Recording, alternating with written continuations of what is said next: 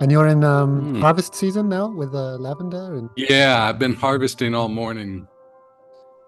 Yeah. does your hands smell good? Uh, yeah, they do. It's almost impossible to get the smell off. And I notice sometimes I go to bed with like my hands in my face. I just like curl up like this. Uh, but Well, I'm also allergic to lavender, which is kind of ironic, or well, tragic, however you want to look at it. yeah, that seems pretty tragic. I guess you Um, didn't know that before choosing to be a lavender farmer. no, I didn't know that. I learned that afterwards. I learned that after I put a drop of lavender oil in a bathtub and I just broke out like crazy. I was like, oh, Oh, wow. But um, if you avoid bathing in it, you're okay? yeah, I mean, I start sneezing pretty much. I sneeze a lot when I harvest, and it kind of wipes me out a little bit, but it's mostly fine. Somehow making essential oils, is fine also, but I just have to be a little bit careful. Is there a poetic Mm, metaphor in there? I'm sure there is. I haven't discovered it yet. To be revealed at the moment of death. Mm. Wait, and what time is it then? Exactly. What time is it there? It's 10 o'clock. Okay, 10 o'clock. and you've done the farm work for the day, like from early. No, I'm gonna go back out after this. Okay. Um, I probably have about another 5 hours of farm work. Oh, amazing. Cool. Well, thanks for meeting with me. I'm hoping Oh, it's you're, great. Great timing too. yeah, how come? Because it comes in your break or, Yeah, it's like a nice time to take a break because it's just starting to get hot. And it's like, oh, perfect. um, so as mentioned, there's quite a few things I was hoping to chat with you about. Um,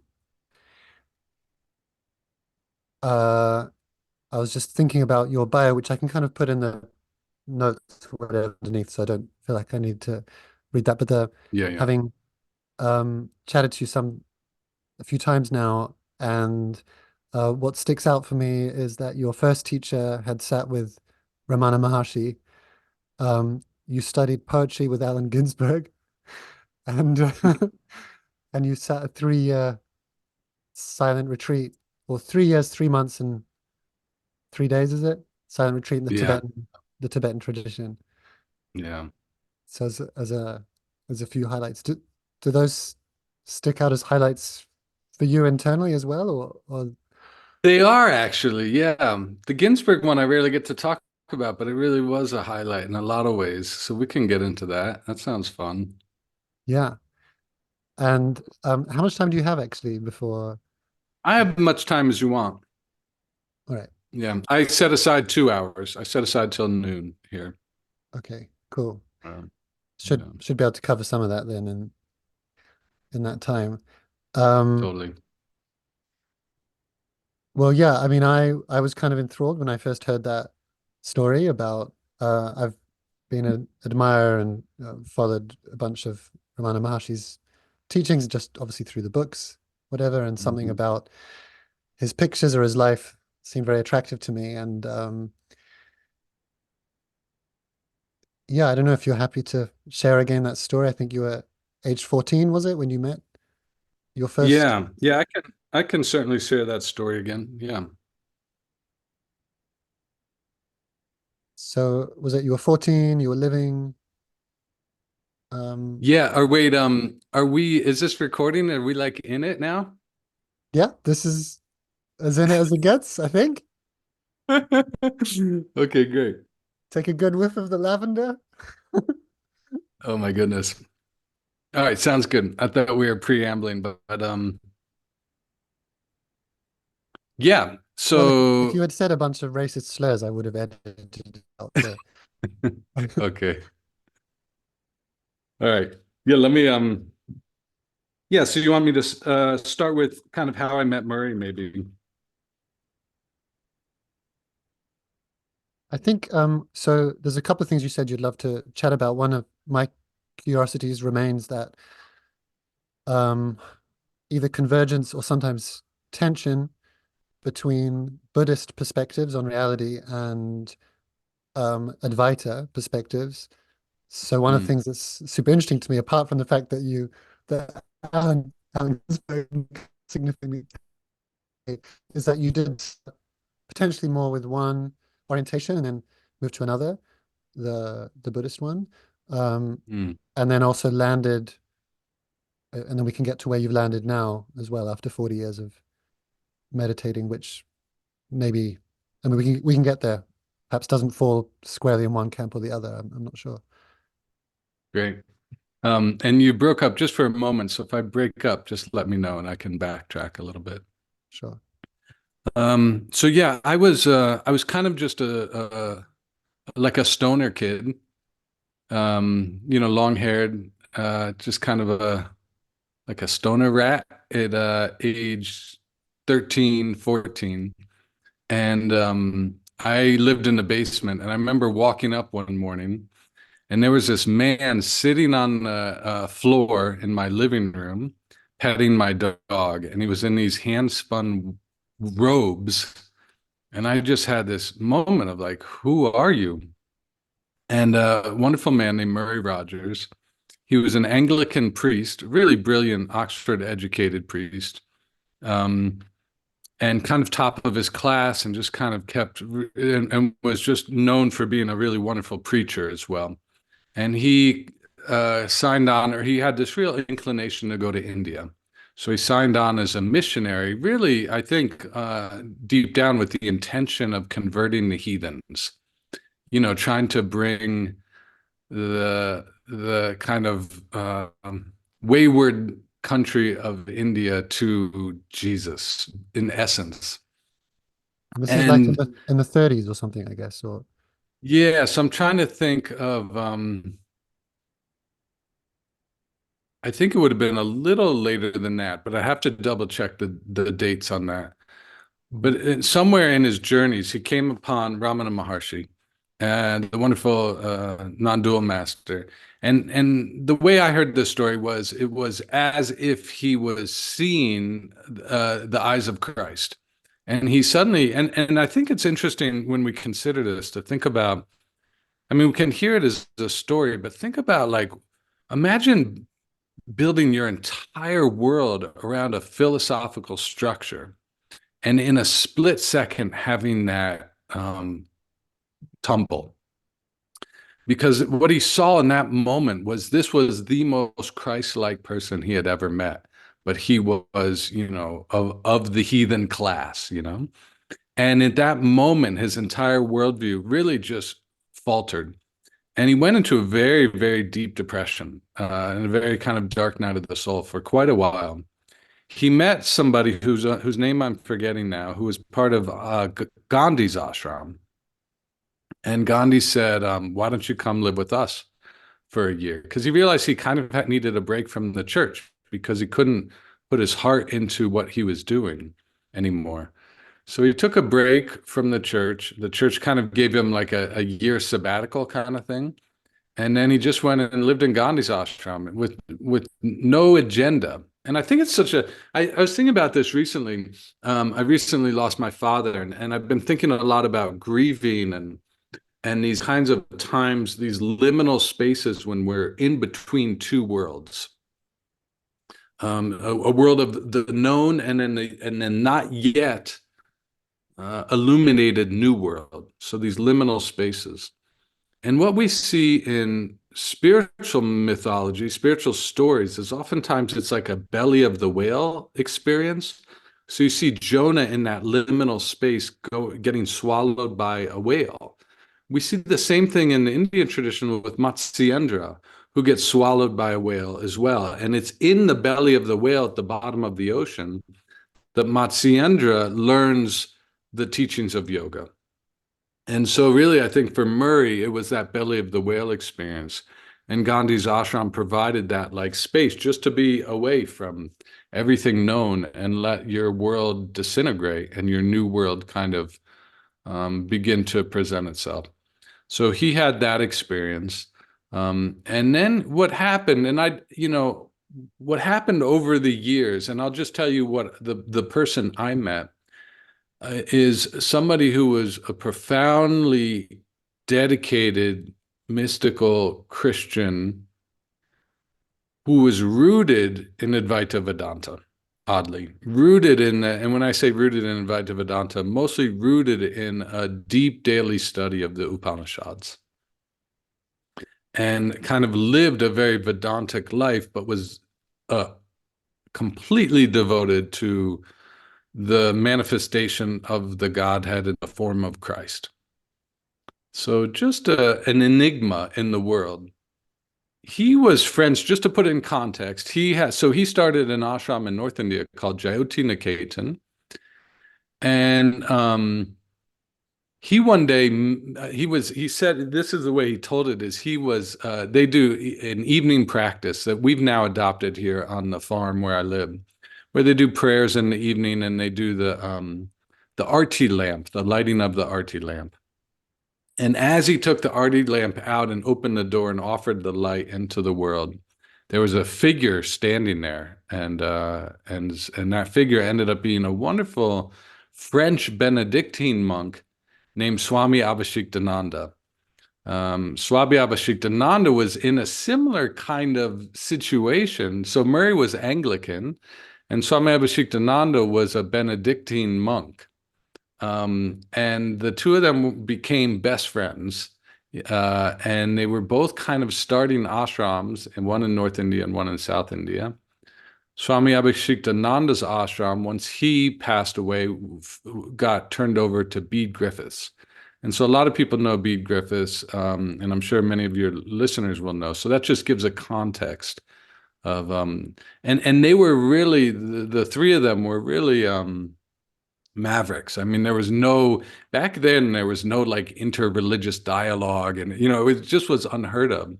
And they weren't even doing interreligious dialogue. They were living deep, committed religious lives in acknowledging the validity of different traditions, not just the validity, but being fed by the validity of different traditions. So Murray and in his community were deeply fed by the Upanishads, deeply fed by an Advaita Vedantic worldview, and living that out in the form of devotion to Christianity. So it's just a really fascinating situation. So that's who I met in my living room when I was about 13 or 14.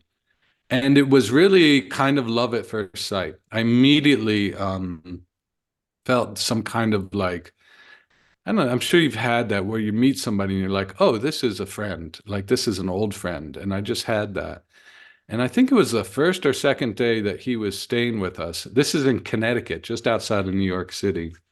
Where he said to me, he said, could we have a little time together this afternoon? And I said, sure. And at that point, I was already kind of I was kind of in the Carlos Castaneda worldview of spirituality. So kind of the interpretation of spirituality through a modern Western shamanic worldview. But I had a lot of books. I had the Rig Vedas, and I had some just different books in my library that I was interested in more for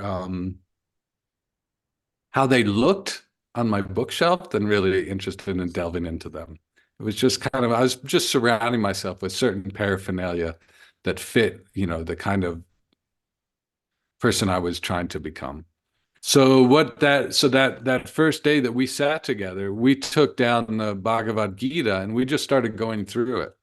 And that was what we did for the next 26 years. We just went through text together.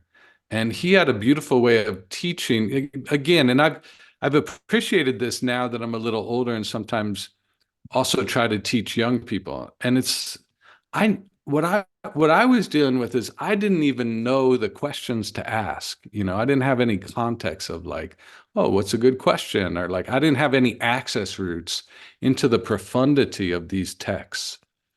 And what he helped me do is form vibrant, lifelong questions that were in the text. What would you do if you were Arjuna? Like, really articulating his dilemma in a way that felt personal. And what do you think he was a big fan of Lao Tzu and Chuang Tzu, and he was, what do you think the Tao that can't be spoken of is not the Tao? So he'd say stuff. So why are there so many words that then follow to describe something that they just said can't be described? And, he'd ask these questions that in my young mind just were so fertile. Like, wow, what is that all about? So it was a really beautiful relationship. And in the Tibetan tradition, we have this idea of like a heart teacher, a teacher you just fall in love with. And he was just clearly my heart teacher.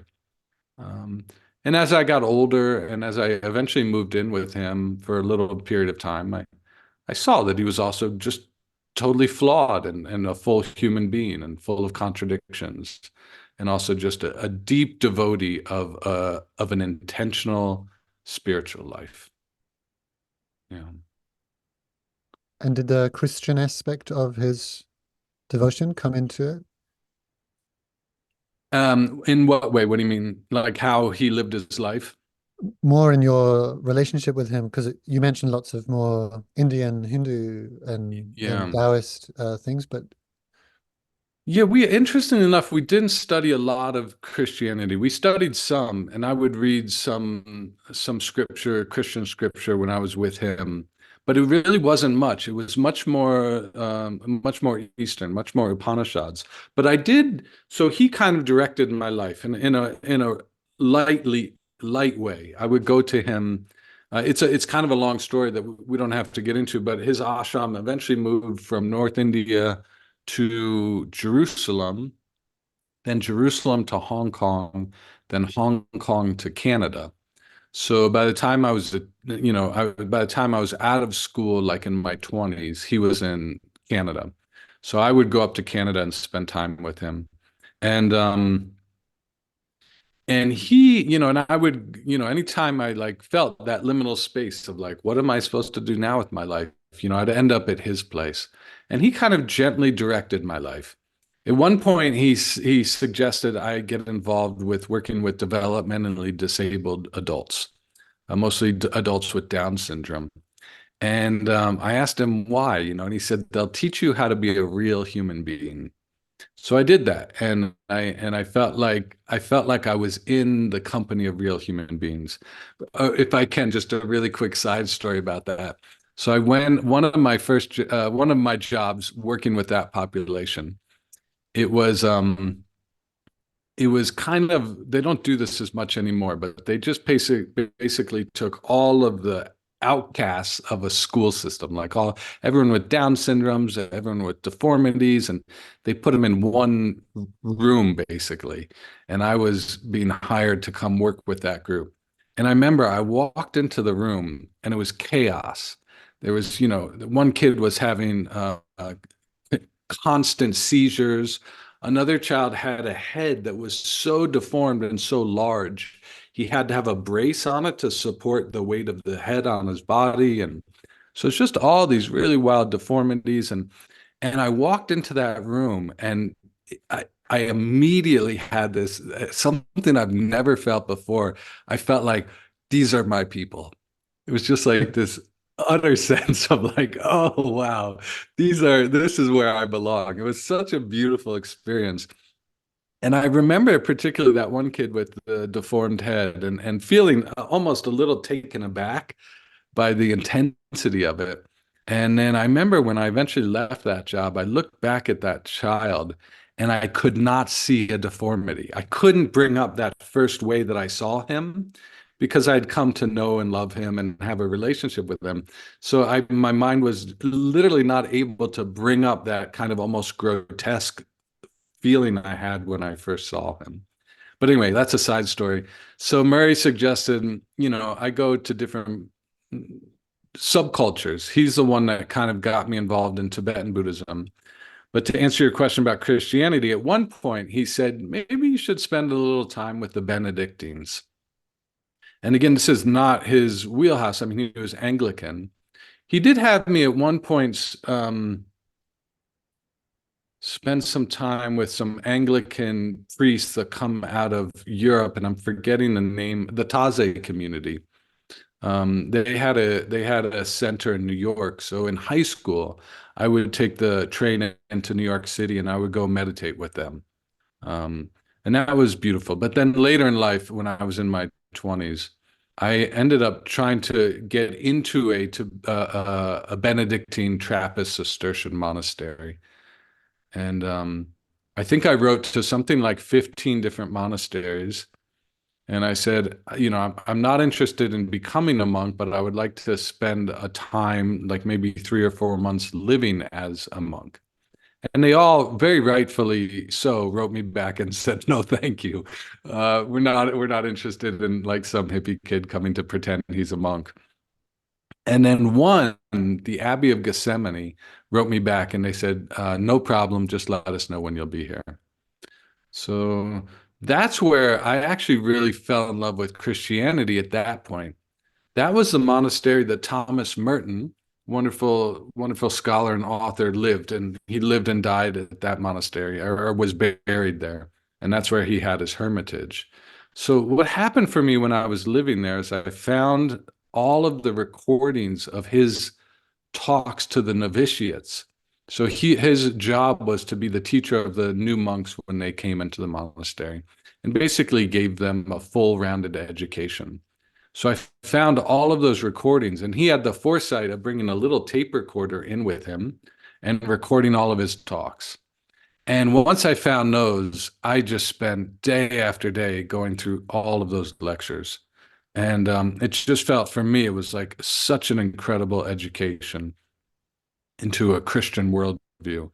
And he gave classes on on Dante, on Sufism, on Taoism, on Buddhism, and it was all kind of from this context of a Christian worldview. He spent a lot of time with poets, with existential philosophers, and so it's just this beautiful, what I thought was a beautiful, well-rounded education. And that's really where my love for Christianity blossomed, not oddly in my time with Murray. But what I saw in Murray was what a Christian life looked like externally. Total devotion to, he had a devotion to poverty and to serving the poor. And I just saw what that looked like. And so I had a lot of involvement and interactions with Christians growing up, as well as Orthodox Jews. Um, and the only experiences that I remember from Christian communities, and the ones that I still see in the media, is quite an exclusionary one where they have the truth, and it's quite binary. And if you're not seeing, and even amongst Christians, they'll where my experience of them and interaction with them was one will have the truth, one Christian will have more of the truth than another, and if and there's also this kind of potential threat of going to hell if you kind of don't get the right answer before you die. It doesn't sound like this was the Christianity you were exposed to, or have you missed that part out of the story to make it sound better? No, it wasn't so much a Christianity I was exposed to. And again, I was in a very the monastery, I was literally in a very sheltered place because everyone was Christian. So I didn't see a lot of that kind of Christian, not Christian, maybe conflict there. But also what you see in the monks, so I won't name names because it's still a vibrant community, but I was best friends with one monk there. And he had joined the monastery when he was 14 or so. And by the time we became friends, he was in his 80s. So imagine spending your entire life in a monastery. And he just joined the monastery because he didn't like know what he wanted to do with his life. Of course, who would know at age 14? And he'd even had a girlfriend for a while from a neighboring farm, and they would like meet up in the woods and hang out. And he was just kind of a rebel monk that had like zero inclination towards a spiritual life, was not interested in spirituality at all. Um, but what had happened for him is spending a lifetime in the monastery. His heart, the language I would use is he was triggered into spiritual awakenings, really, and with no effort of his own, like with the opposite of effort. He's just kind of like just kind of like a lost guy in life that didn't have any other idea what to do with his life and zero interest in spirituality. But so people like that were not prone to be didactic or to sermonize or to have, it was something, well, particularly with him, something that he just like blossomed for him. But I have not, nowadays, of course, I run into that type of Christianity all the time. And the community I live in tends to be very fundamentalist, kind of born again Christianity. But in those early years of really kind of delving into the richness of that tradition, I was not around that much. And I also think it was probably partially the influence of Thomas Merton, who was very open-minded, I believe very much in the validity of a Buddhist worldview, was friends with the Dalai Lama. The Dalai Lama had been to that monastery in Kentucky a number of times. So I think because of that, it was just a more open-minded Christian community as well. So, um, kind of interested to follow this thread, if that's okay. It takes us way off the topics that we Mhm. had intended. Is that okay with you? We can kind of That's reel that's always best. or just chat Yeah. again. But because one thing I've been I don't know how familiar you are with Sam Harris. He's I know he's American, but he's relatively popular podcast also in the UK, which is where I'm at. And as you may or may not know, he rails against Islam mainly. I think he kind of came out against most religions at some point, but especially Islam, because his sense is that at the core, the battleground is one of ideas, and bad ideas or violent ideas will eventually lead to violent action. And I was in Israel and Palestine earlier this year, and around February, found it distressing. Um, and from the outside, it's always that kind of thing of like, well, why don't you just get along? And like, can't you just kind of do a ceasefire? And but my perception of it, speaking with more people there, was um, the conflict is underpinned. This is just my perception. I'm not like a expert or political commentator or whatever, but it was underpinned at its root by certain ideas, many of which come from books written 2000 years ago or more, um, that have a certain framework or mentality of my God versus your God, divine right, this kind of thing, which did, and again, not to say that I agree with Sam Harris, but um, come closer to that view of like, oh, an idea that might seem innocent when it's not in a context where it becomes actioned. Um, and I kind of regret talking about Sam Harris in Islam because I don't think it's unique to Islam. I think it's in Judaism, this idea of this is our land and God gave it to us. I think it turns up in lots of different contexts of some kind of exclusive um, right to something or divine providence. And the um, danger, I guess, when there's a book that is said to be written by the Supreme Being. Yeah, I'm just so curious again, because my um, experience with Christians, and I know there's a lot of Christians, as if I understand it right, in America who have very strong opinions about what's happening in Israel and probably other places, and see it through that framework, that it looked very hard to imagine them coming to a more peaceful coexistence or even having the conversation in that direction, whilst those ideas were so strong in their hearts and written down. So written down in books that were considered to be holy. So I know that's a lot, but you obviously had these experiences of Christians, and again, not to pick on Christians or Islam or anything. And I know there's now, or I understand there to be now, quite strong Hindu nationalism happening in India. So obviously, it can show up in a religion that I had perceived as very open to, like, okay, you've got your God, you've got your God, we've got our thousands of gods. Who are we to complain if you've got a couple more? Um, So let me see if I can feel free to reflect on any of that. But I think to land on the question, it's something around, do you think that's a red herring of, oh, there's some ideas in the book. But actually if it's how it's enacted that matters, or do you think at some level what's in the holy books and the scriptures does matter? And if there's some things that are steering people the wrong way, that's a challenge. Yeah, I mean, it's a great question. It seems like maybe a combination, but the Dalai Lama one time said there's two types of people. There's people that practice their religion and people that don't. And I was so I live on a lavender farm and we sell lavender at the farmers market. And somebody came up to buy lavender at the farmers market and their t-shirt said Jesus, God, and guns. And that's all, it's just like that was their, like that was, and it didn't say anything else, but that was clearly like their motto for how they live. And, it's really hard when you look at the red letter Bible to see Jesus getting behind that motto.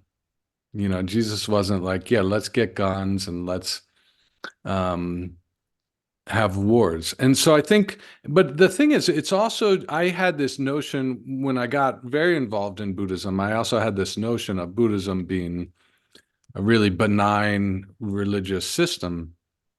But when you look at, for example, Tibetan Buddhism and the old monastic traditions, monks were oftentimes armed, they were in gangs, there was gang fighting in the monasteries. A lot of these were based on differences of opinions, on interpretation of scripture, different sects. There was violence between different sects within the monastic systems. So I don't think any religion, unfortunately, is free of it. Um, Buddhism, of all of the religions, does seem to be the least stained by violence, but it's certainly not totally free of it. But you don't see a lot of world wars started, a lot of international wars started because of Buddhist dogma. But I think Isn't any there, religious system, is it Burma or somewhere where there's quite a lot of repression against Muslims, I think, yeah, from Buddhists. yeah, So yeah, so it can. yeah, and there was an attempt of genocide there by the Buddhists, and so that's why I say that nobody's free of it. But that was a little bit shocking of an anomaly because you don't see a lot of that in history. But again, some of it, and so to me it seems less about uh, to kind of come back to your point, it seems less about what is written in the scripture and more about people manipulating that to preserve a sense of power and control. And you can kind of manipulate anything to maintain power and control. Yeah, I guess like I don't know enough about Buddhist scripture or Islam or any, the one I know most is the Bible um and I suppose of course anyone could become violent um but I guess there's well that's the open question I have. Is there a difference between violence that's ignoring, let's say, the Constitution? You've kind of got a Constitution. It says I don't know your Mhm. Constitution very well, but it probably has something in there about equality.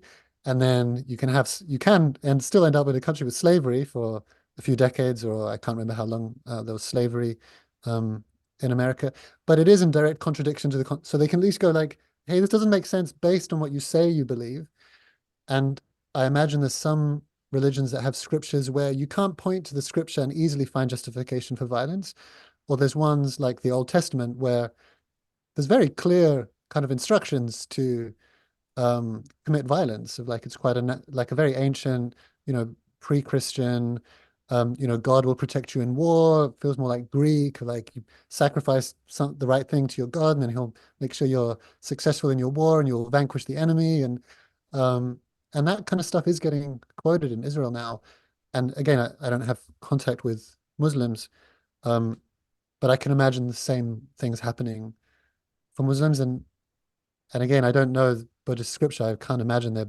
Again, maybe that's naivety. Maybe it does exist in Buddhist scripture if you know where to look. It's like, no, in certain contexts, you're meant to be Yeah. violent, and people pick out that one little phrase to justify their thing. But um, so again, I'm rambling instead of the pointed question, I think, is do you think, I suppose you knowing you a little bit, you probably won't want to come out against create more conflict by being in conflict to scripture. But yeah, do you think it's problematic when some scriptures um, can more easily justify violence? And Yeah, and I think that in Buddhism, there's an interesting area of study where you analyze whether something is literal or metaphoric. Is this a literal, and and those things are often up for debate within Scripture. I remember when I lived at the Abbey of Gethsemane, and it was, so the life of a monk is basically chanting the Psalms, study, and then study, prayer, chanting, and work. My work was to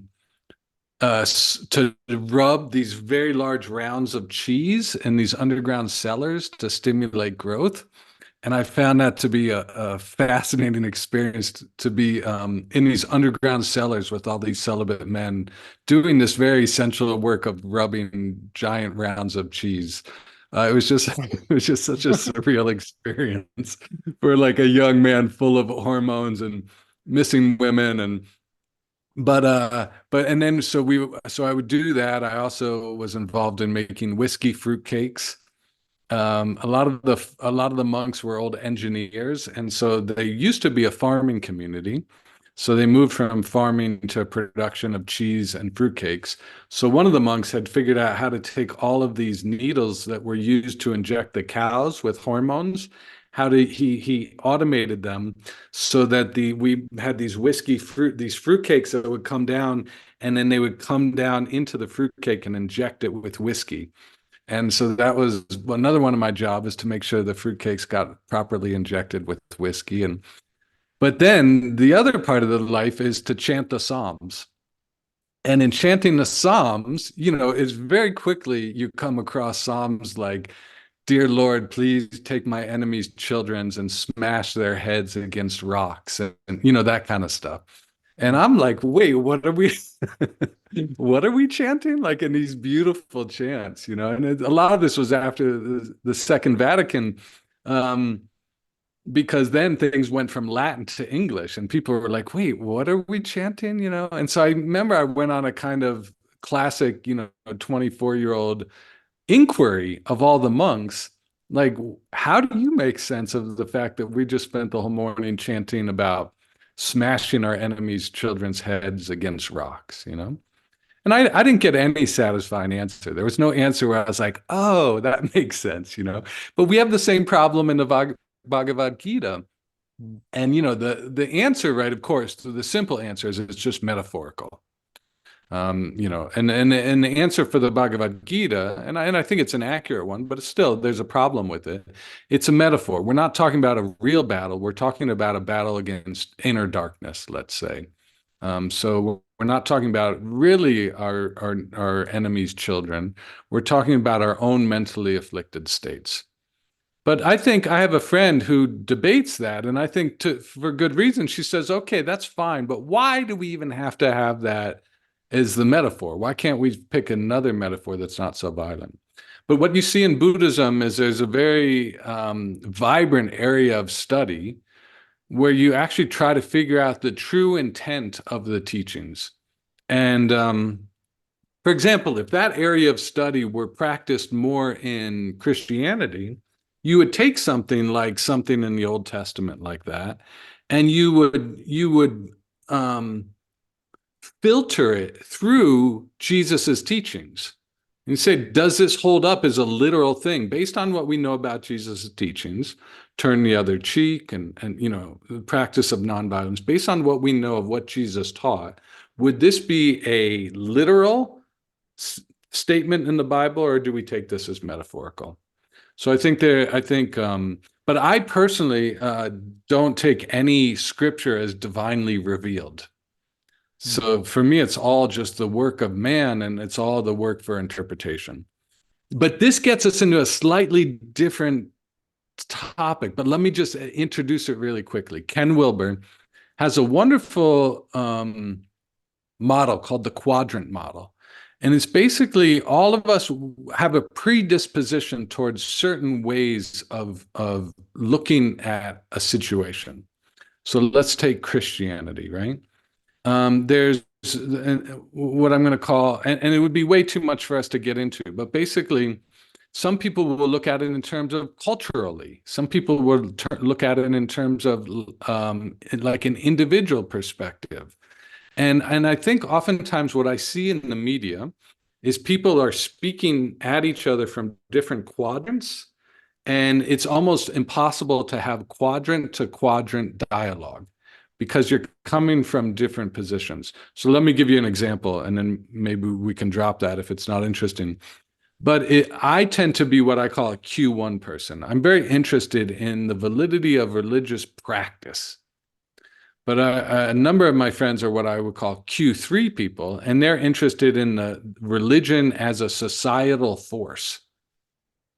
And so like, what does religion do in a society? How can it be used or misused? And that's of very little interest to me because I'm interested in, how can I actually transform my own mind and heart with some of these teachings? So, for example, I have a friend who's a sociologist, and we used to argue all the time about karma, which is a deeply misunderstood Buddhist concept. And from his perspective, he would say karma is just a way of controlling the masses to do what you want them to do. And from my perspective, karma was a really liberating worldview to transform the way I dealt with my mentally afflicted states. So both of them are accurate ways of considering karma, but him and I are never going to meet eye to eye because we're speaking from different quadrants. And so I think a lot of that, so I tend not to be a social historian. I tend to be more of a practitioner. So I'm interested in, what does this actually, is there efficacy in this particular practice? But yeah, I do agree that certainly all of it can be used. And I think to the point of Sam Harris, like we need to have maybe better models, or we need to be more suspicious of the models we have and test them for efficacy. Yeah. So, yeah, there's quite a long divergence from the story you were telling, which is you were being guided by and having very nourishing personal experiences with Christian communities that didn't seem to impose or demand a certain dogma from you, and didn't. Let me say one more thing about that, if I could.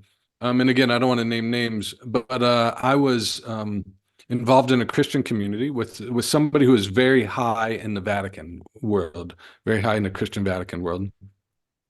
And I was always, and I feel a little bit bad about this now, but I was always a little bit sneaky about my real beliefs. I have a love for Christianity. I have a deep love for communion.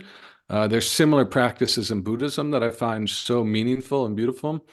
So I was, my teacher Murray has this phrase. When he dealing with government bureaucracy, he says sometimes it's important to be economical with the truth.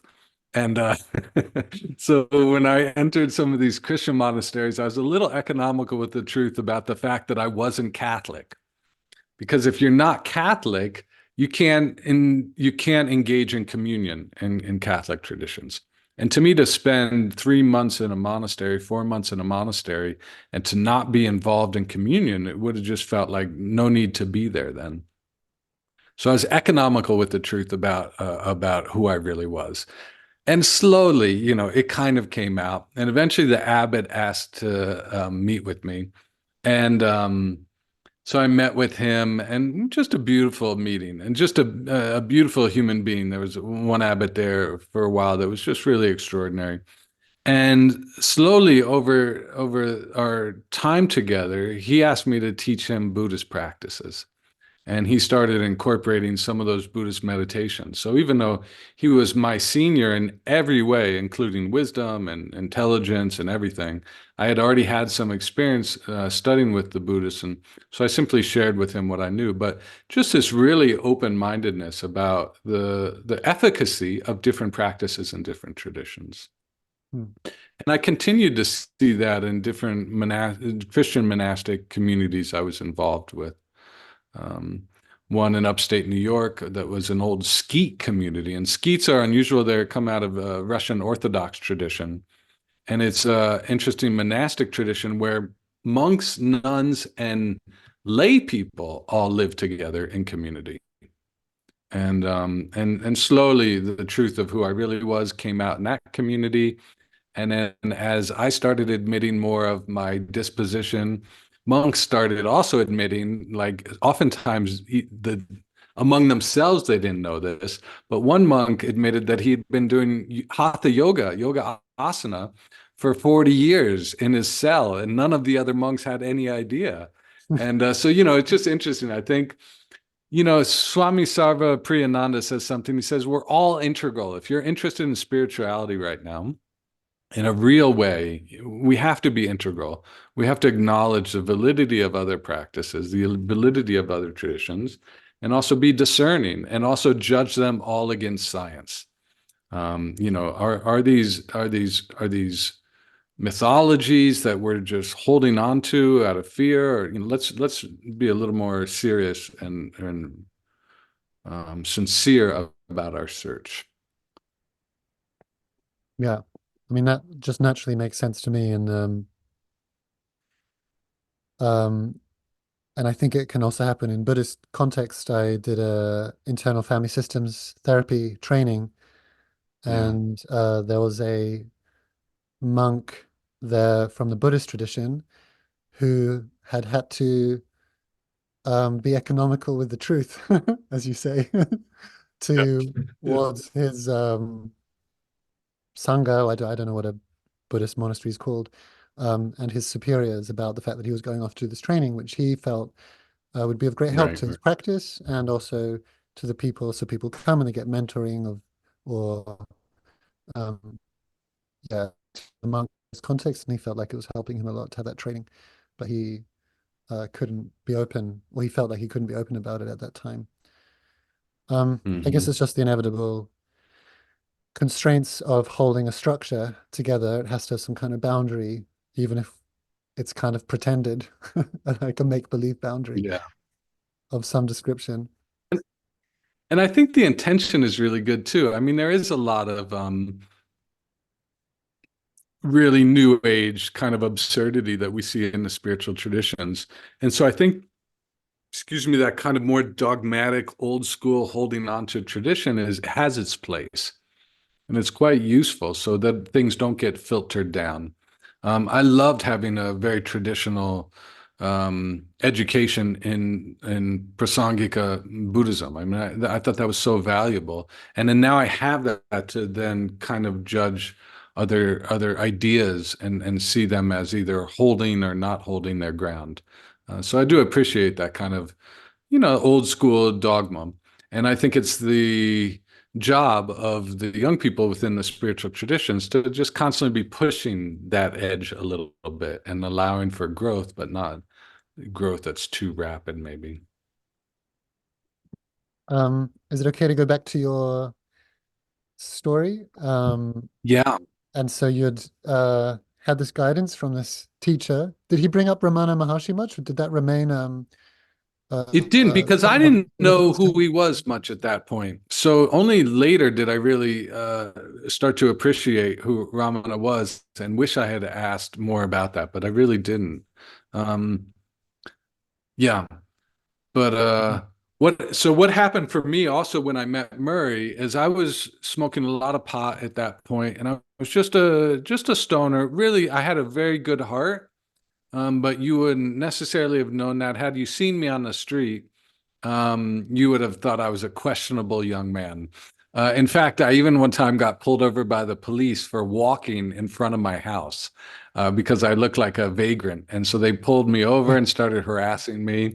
And my mom came out of the kitchen and started yelling at them to leave her son alone. And they were all a little like taken aback. So anyway, I was that kind of kid. But I had a really good heart and I had, yeah, just a kind of thirst for knowledge. When I met Murray, what I saw was a clarity that I had never seen in another human being. And all the and this is the language I use now. I didn't use this language back then, but I just desired that clarity. And so I gave up drugs and alcohol and I started a serious meditation practice. I just wanted to be more like him. I wanted to have that clarity of view and that openness of heart. And what I started to over the years, what I started to do is I would see him And then I would see myself in my mind's eye, the two of us kind of next to each other. And I would see the difference. Like, in other words, my lack of clarity was heightened next to his clarity.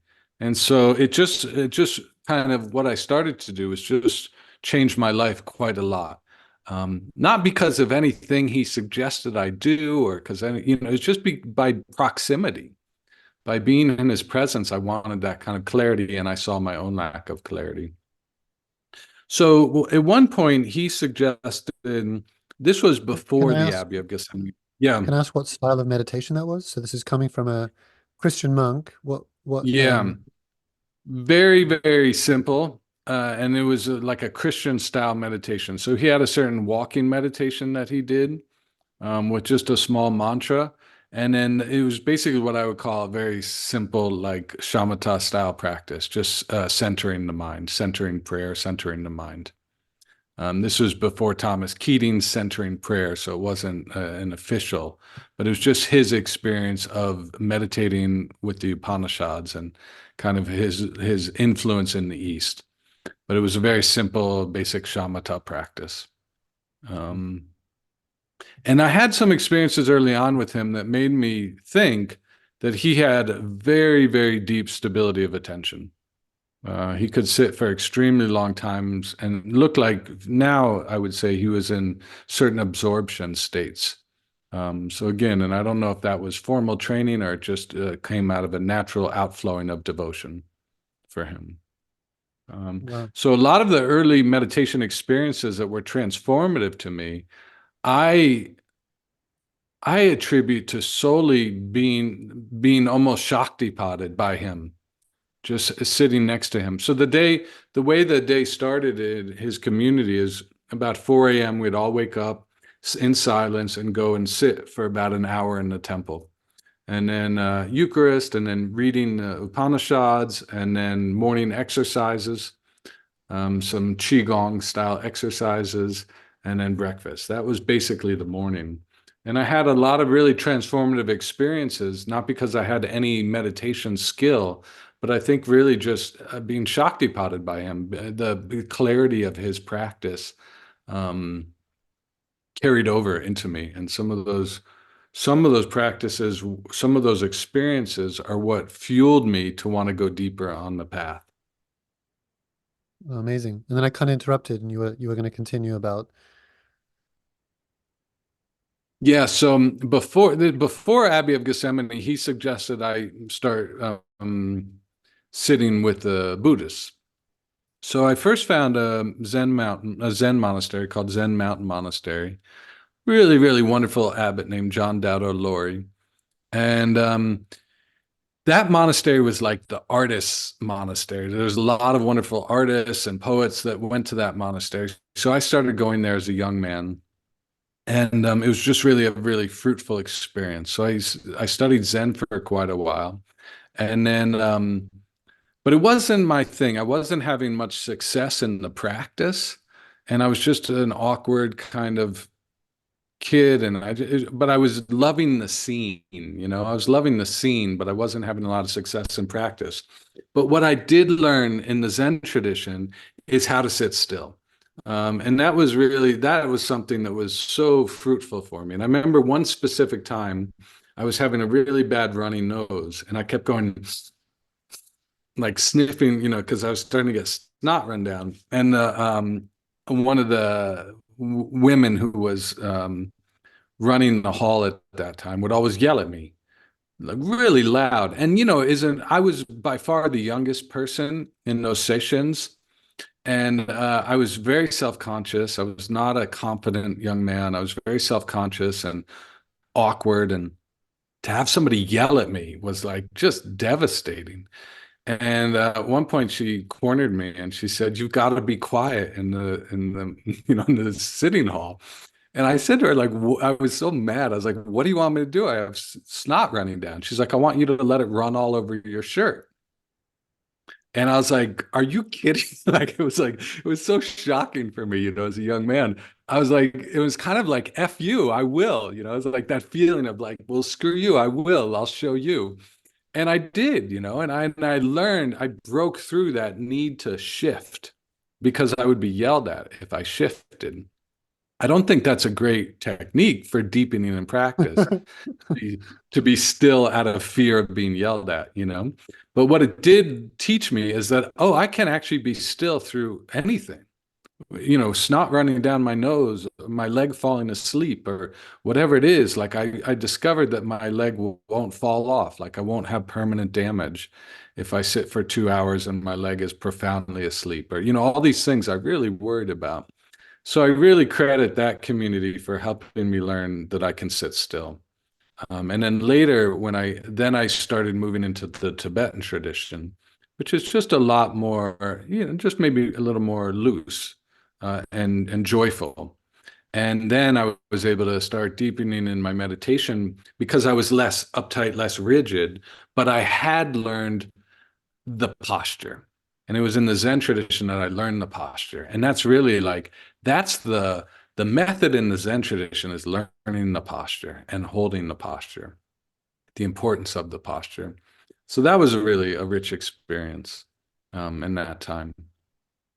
So almost like coming through the body, as if we can get the body to behave a certain way, the mind will follow. Was that the thinking? Yeah, yeah. And if you hold the body in a certain way, it also will keep the mind sharp, like everything is super, the clarity of the body, clarity of the spine, clarity of exactly how you're placing the hand. Like the body itself becomes a mudra, and then it becomes like an antenna in order for clarity of mind to follow.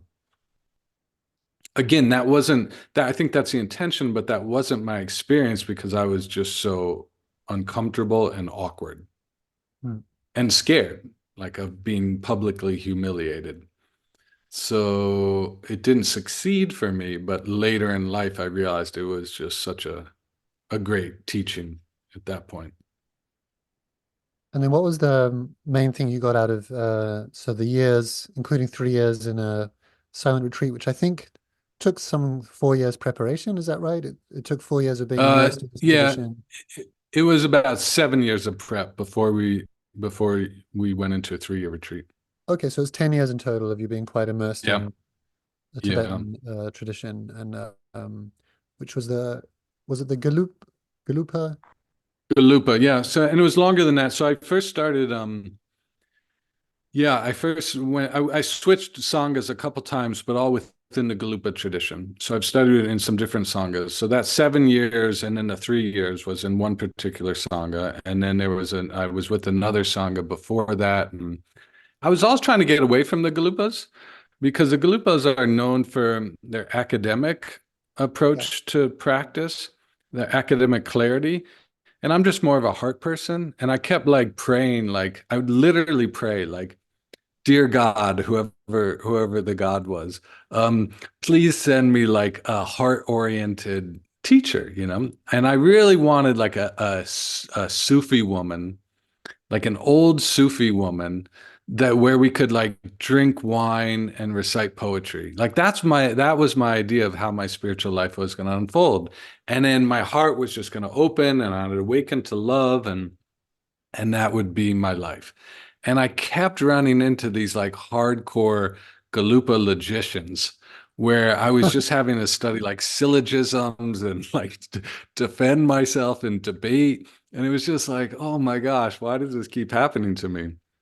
Now I'm really grateful for all that training, but it did not come naturally to me. Anybody who I studied with knows that I was kind of a joke on the debate ground because I just didn't, my mind didn't quite work that way. And because of that, I think that training was even more valuable than it was for somebody whose mind already worked that way. Because Yeah, you told me something. I was able to learn, the value of that kind of clarity of thought. And also the dexterity of thought, if I remember correctly, there's traditions where you then sw have to switch sides. You debate a point or you debate a perspective with someone, Yeah. and then you switch sides, and it's quite formalized with how you have to make a point and how you object, and it's very Yeah, rigorous. it's very much, I equate it to like playing chess. It's very specific, the amount, what moves you can make. It's not like just arguing, you know? And like you say, you oftentimes, once you debate a point and you're trying to, in a sense, trap your opponent in lack of logic. You're trying, and the idea is very beautiful. The idea is if we take you and I with an idea and we are properly trained in debate and the formality of debate, you and I will eventually get to the truth because a false statement will eventually expose itself as being just that through this system of logic. And that is true to some extent. Here's where the whole system falters slightly, is there are people that are just talented at debate and know the tricks and know ways of distracting you, or like, you know, ways of undermining your confidence in your position. And so people do win a debate even when their view is false. I guess that's only if the person's more interested in winning than being sincere about wanting to find the truth. Yeah, which unfortunately is human nature, I think. Uh, but yeah. And if you have a really good debate partner and you're just friends, like if you and I were well trained in debate, we could actually really use it as a tool. And I think people do that. But what you see in the monastic tradition is you have debate teams and monastic pride. Like, you know, there's a pride if my debate team beats your debate team. So it's inevitably gets marred into the whole egoic kind of framework of debate. But really, as just among practitioners, sincere practitioners, it is a beautiful tool to try to get at inconsistencies in thoughts. But then what would happen? So if I debate, let's say I had that egoic quality, which I probably do, which okay, I'm just going to win. But given that we then swap sides, what would happen? I would just win twice. Yeah, and that's how you know that you haven't gotten at the truth, because Hmm. somebody can win who's a really good debater, can win both positions, even though the positions are antagonist are against each other, you know? Hmm. Um, So you would, so yeah, so you would do. but the other thing, one last thing to say about that, the other thing is it's not so much, regardless of finding this ultimate truth, you know, we're finding, regardless of finding a capital T truth, what it does do on a more mundane level is it shows you the problems with your position. This kind of has this grand idea of you'll get to some truth, but what really does happen is you see like the absurdity of your tradition, of your position. And that's what the word prasangika actually means. It means like to expose the absurdity of somebody. And so prasangikans, which comes out of Tibetan, well, it doesn't come out of Tibetan Buddhism, but it's one aspect of Tibetan Buddhism, comes out of ancient India. But what they tend to do is they don't propose a position. What they do is undermine other people's positions just to expose the absurd consequences of holding that position. Sounds quite postmodern. Yeah, it does have a flair of that. And it works well for, I think, postmodern minds and for scientific minds. It's a really beautiful tradition. It's also just simply a lot of fun. So we had to have a certain amount of hours every week on the debate ground, and we used to meet in these parks. And it's just such a beautiful way. And at that point, one of the communities I was involved with, just a lot of young people, and it's such a beautiful way of being together, like being in these parks under the night sky and just debating these really beautiful topics. Um, now that I'm not involved in a community like that, it's like, oh, it's too bad that people don't have access to other ways of being together besides like going to a bar and having drinks, or, you know, it's like it's such a fruitful way of being in community that was such a rich time of my life. And does it generally point towards emptiness teachings, since it kind of Yeah. pulls apart any, yeah. And I think Yeah. that's So it something, pulls apart. I mean, one way of saying it is it pulls apart anything you're holding on to as an absolute truth or even as a relative truth. It's going to pull that apart. mhm. And you know, So, like for example, I couldn't take those skills and debate a Christian because you have to agree on certain tenets in order to come into a debate together. So it's not like to debate another person's position necessarily, Mm, because a Christian could just say like, well, that's the word of God. And it's like, well, I don't accept that. Therefore, there's nothing to debate because you're mm, pulling a trump card that says that's what God says. And, if I don't hold that is a valid point, there's nothing to debate. So this is typically people within the same tradition trying to get into the nuanced articulation of that tradition. mm. And so you studied this for some years and then you went into a silent retreat. But I Yeah. imagine in the silent retreat, do you debate yourself or you leave that to one side whilst you're in the silent retreat? No, the debate didn't come up much in retreat, even in my own mind. It was just a much different experience than that. After all the heavy debating and the logic and all of it, and studying scripture, you kind of drop it all. Um, and you just go into the simplicity of the practice. Um, Traditionally, what happens in three-year retreats. So again, this was I was just doing a practice that people have done for 1,000 years, and right now people are doing it all over the world. Not a huge population, but probably about maybe 1% of the population, maybe not quite that much, has done a three-year retreat. Typically, how they're often organized is you go into three-year retreat to learn all of these Vajrayana practices.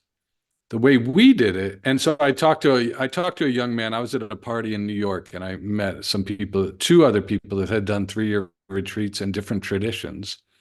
And one guy had done three-year retreat, and he said it just like he spent the whole 3 years learning all of these practices. That when he got out, he realized he had to do another three-year retreat to actually practice the practices. So the way we did it was we spent those 7 years before retreat learning all of the practices. So that way, when we got into retreat, we could actually just meditate and not worry about, you know, learning the sadhanas or learning the mudras or those kinds of things. And I I've thought been that to, was a really beautiful way of doing it. Yeah. yeah, it makes sense. I've been to New York a couple of times and went to some parties, but I didn't go to anywhere I met two other people who had been on 3-year retreats. So I guess there's different kinds of New York parties. Yeah, and that's the first time that ever happened to me. And I was so psyched. I was like, "Well, this is so great." Well, what was funny, it was I don't remember the holiday, but it was a Jewish party, a Jewish holiday party. Jewish Um, holiday party. where Nice. I forget, it's where you build like a little a little shelter, and it's you break bread under the shelter. I forget the name of it, but that's where I met him. Sukkot, I think. Yeah, yeah, exactly, exactly. Oh, amazing. And how do you um how do you relate now to that time, that those 3 years? It's still like fresh to me. So it happened 10 years ago. I got out 10 years ago, and You it's got still out. fresh. Like Served your I'm time. still, yeah, I'm still trying to organize it in my mind. And um it's complex. It's very, very complex. But I will say this, it was by far, hands down, the most beautiful 3 years of my life, and also the most difficult 3 years of my life. There was a so I was cut off by choice from the outside world. I had only two connections, or three connections with the outside world. I had a connection with caretakers, and then I had a connection with a close friend of mine to supply me with anything I needed. And then I had connection to a meditation teacher. And outside of that, I had almost no connection with anything. I didn't know if my parents were alive. I didn't know who the president of the United States was. So I had no information about the outside world, which is obviously what you want in a retreat setting. And then I also did a vow of silence for the entire retreat. So I never spoke to anyone or to myself, with the exception of two times. They're both profanities in moments of despair. But those are the only two vocalizations I made.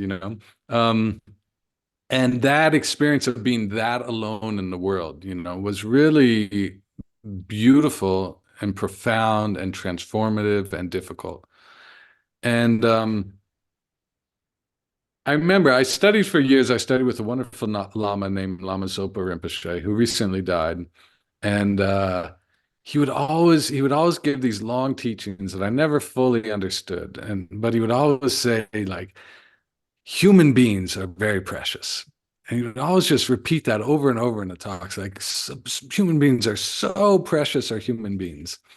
And I was just like, okay, like I got it. Why does he keep saying that? I found it so annoying. I mean, it was a point of annoyance for me because he would go off on that for like 20 minutes. Then I got in a retreat and human beings were gone from my life. Like, and I remember how much I missed faces.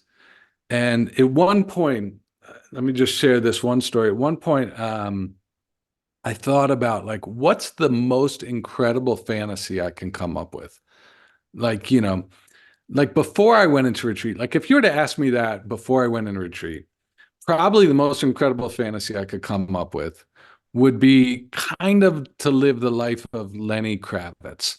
So Lenny Kravitz is like a rock star. We're the same age. He owns his own Caribbean island. He's super good looking. He's having a lot of sexual exploits while riding his horse around his island and gardening and, snorkeling. And that would be it. I would be like, yeah, that sounds really fun to me. And then being able to rock out in huge arenas. That sounded before retreat. That sounded like that was pretty exciting. L- Honestly, when I was in retreat, the greatest fantasy I could possibly conjure up in my mind, nothing topped it, was to just be in a room with human beings. That was it. It didn't matter if it was a subway, didn't matter if I knew them, just to be surrounded by human beings. And that quality of how valuable, how precious human beings are really, like, left a deep imprint in my heart. I don't have that anymore, but I still get tastes of it. I Mm. teach in New York a lot, and when I'm riding in the subway, I'll just remember that feeling in retreat, and I'll think, like, this is it. I'm living the dream. I'm really living the dream. And suddenly I'll get overwhelmed. Every now and then I'll get overwhelmed with emotion about how beautiful it is to be in a subway car with human beings. Um, Mostly I'm annoyed by human beings. I find them annoying and I get irritable, like all of that stuff, of course. But that was this beautiful takeaway I got. And what I realized is that perspective, and it's a little hard to talk about this, but that perspective is more accurate than the irritable perspective. Like Mm. when I glimpse into how beautiful it is to be with human beings on this planet, there's something in my heart that, like, registers that that's actually a more accurate perspective, and that my other perspective is slightly distorted with a vidya or with a kind of misunderstanding of reality. There's a line that I loved in, I think it's the Brothers Karamazov. I'm not even sure I'm pronouncing that right, a Dostoevsky novel, where one of the characters talks about when they're alone and in solitude, their heart fills with profound divine love for all humanity. But if I spend more than 5 minutes in it with any single individual of them, I can't stand it. Totally, Um, totally. It's it's such a paradox, isn't it? I'm curious if your experience or your perception of some practitioners you know who have practiced uh, metta or loving kindness meditations or the equivalents in Christian traditions get through or past that. Because I suppose there's certainly an aspect of that that feels true for me where I just need to get away from people as much as possible so I can sit in loving loving presence.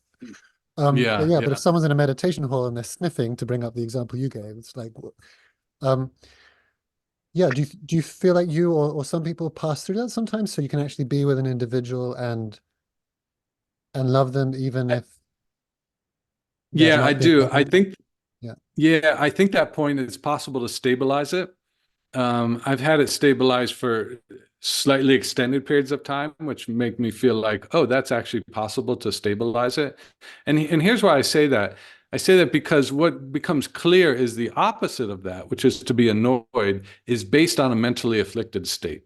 It's based on a confused perception of reality, And so that confused perception of reality can be broken through, and then you can rest in that. You see, right now, because I don't have it stabilized, like right this second, it's not stabilized. So for me to love other people is an effort, right? It's like, oh, I should be more patient with that person. I should acknowledge that they're going through hard times, whatever. It's an efforting.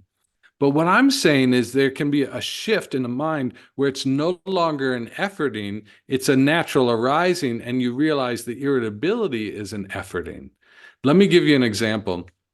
I was recently, I live in an old west kind of town, and we have a thing called Whiskey Row, and there's a whole row of bars, and it has a very, very old west feel. I mean, they literally have like those swinging doors, and a lot of the bars have been there since the 1800s, and so Friday, Saturday, Sunday night, it's a wild place. Like everybody's out drinking, and it's cowboys and bikers and so I was taking a walk downtown the other day just to kind of see the scene. This was about maybe a year or two ago, not the other day.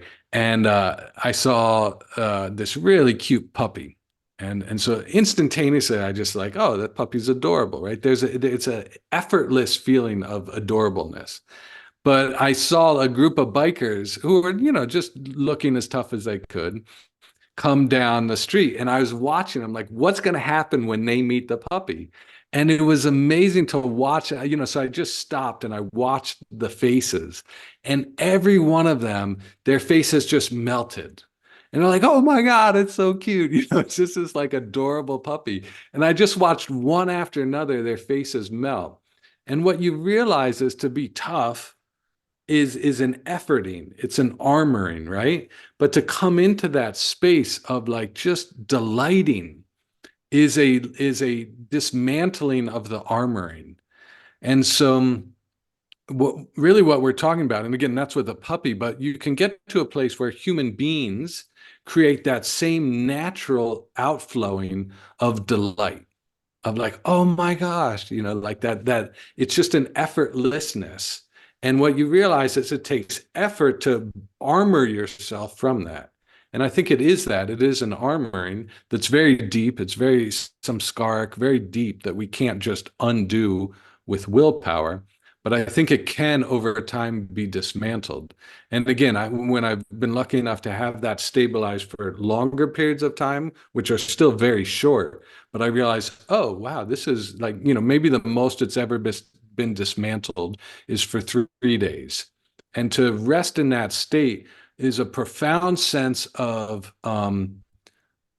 dropping of mentally afflicted armoring, as opposed to efforting. Does that? I don't know if that makes sense, but it's not an effort; it's an absence of effort. Yeah, I think it makes sense. And I do you have it would help though to have an example of, so you're saying it comes from a certain irritability, comes from a certain ignorance or not seeing things clearly. Is that something that's very generic that you could summarize, or is it case by case? It's can be quite different. No, it's generic. But it's impossible to talk about because it's not an idea. But I think I spend a lot of time with Patanjali's Yoga Sutra because I think it does such a wonderful job of talking about this exact thing. And what I'm talking about is avidya, right? And avidya is oftentimes mistranslated as ignorance. But if we look at the word, the Sanskrit word, we see kind of two things happening. We see vidya, Vidya. So the whole word is Avidya. Vidya means to know, right? And so we see it in like the words Veda, same Indo-European root, vid. We see in Vedas means that scripture which knows. We also see it in the word video, which means to capture or record something, right? To know it. What happens when you have an A in front of that is it becomes the active opposite of that word. So let me just, and this is important. So if you're watching and you start to zone out, stay with me for a minute. Like have a piece of chocolate for a moment and get the mind going. So what we see a similar thing with like a mitra, right? So mitra, like Kalyana Mitra, or let me use the word ahimsa, right? Himsa means to harm. So what's the inactive opposite of harming, right? The inactive opposite is non-harming. You see, non-harming, it's not an action. There's no action in non-harming, right? Now, what's the active opposite of harming, right? So the active opposite of harming would be to take care of somebody. See? And feel the difference between non-harming and taking care of, or stewardship and non-harming. So if you were to ask me today, have you been involved in non-harming today? I would say yes. If you were to ask me, have you taken care of somebody today? See, it's a very different flavor. I would say not really, it's a very different thing. So similar with avidya, avidya is what is the active opposite of knowing. What's the inactive opposite of knowing? It's ignorance. It's not knowing, right? I didn't know. Like, Your Honor, I didn't know that that was the law, right? So that's the inactive opposite of knowing. But what we're talking about with avidya, and this is super interesting, is it's the active opposite of knowing. It's not the inactive opposite of knowing. So I think Jay Garfield, the wonderful scholar, has, I think, one of the better translations, although it's clumsy, but he calls avidya universal misunderstanding. So we all share this basic universal misunderstanding of reality. Now, here's where it gets tricky to quote unquote talk about it. According to Buddhist philosophy, and I think also according to yogic philosophy, and I think as well, although not quite as articulated, but Vedantic, Advaita Vedanta, we have never had a moment of non-avidya. So you and I are just swimming in avidya. And that avidya, what are some of the qualities of avidya? Subject-object duality. There's me, there's everything that's not me, and then there's a relationship between me and everything that's not me. It's almost like a default mode in how we orient towards life. And again, according to these traditions, we have never had a moment of non-avidya. So when we're trying to find avidya, we don't actually know what we're looking for because we've never had a taste of it. This is not like having a small spiritual awakening. That's not even out of avidya. When we have a small spiritual awakening, or even maybe a medium-sized spiritual awakening, we're still in avidya. So it's hard for us to talk about, and it's hard for us to find. I sometimes liken it to fish trying to describe what water is, because we're swimming in avidya all the time. So it can't be pointed to. It's an apophatic, something that can't be pointed to. And this gets us a little into a much deeper topic, but the difference between Advaita Vedanta and Buddhism. But in terms of this, but what we can't actually point to something, but what we can point to is the presence of avidya. And there's a couple of classic footprints of avidya. We can really feel avidya strongly in a couple of ways. And these are mistaking something which is an impermanent, mistaking it for being permanent. Mistaking something which ultimately is unsatisfying, mistaking that for being satisfying. And mistaking something which actually has no essence or core or foundation, mistaking that as something that has a core or an essence or a foundation. So these are both Patanjali and the Buddha point these out as three potent qualities of avidya, of misunderstanding. So by that we can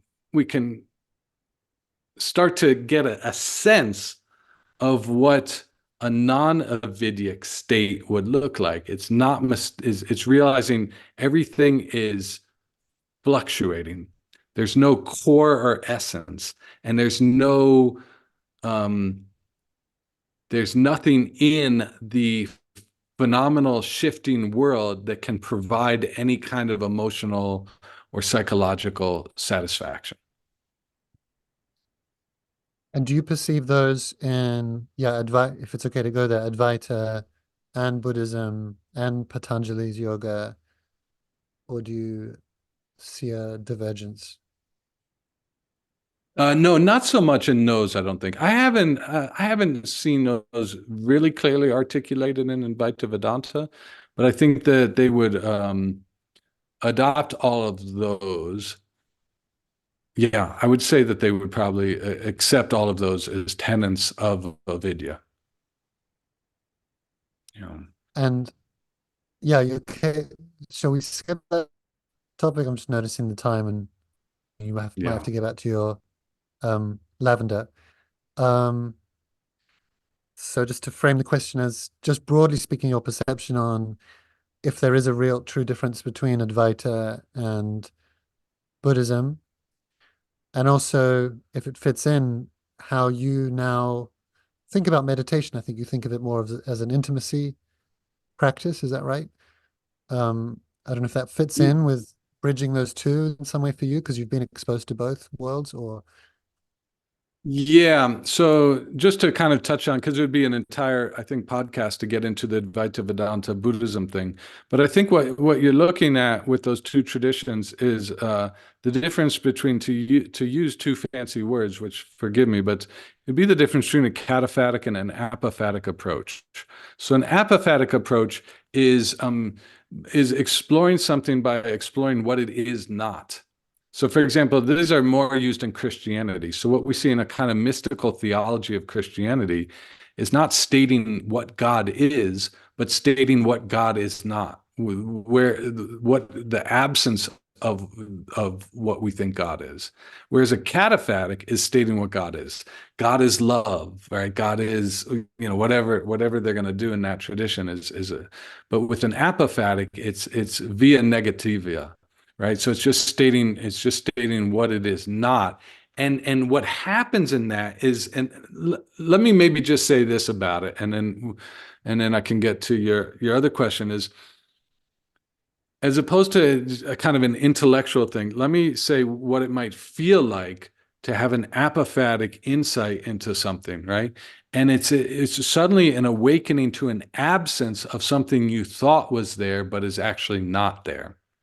So let me give you an example. When I was a young man, my mother called me one day and told me that I had inherited $100,000. My grandfather had recently died, and she told me I inherited $100,000. I think I was 24 at the time.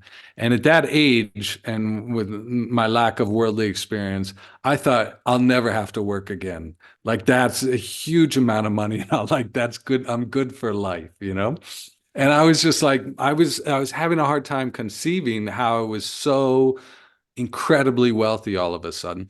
And I remember going, this is back when I still drank, and I remember going to the bar that night and I bought drinks for everybody. And I was just like, my money will never run out. It's just a huge amount of money.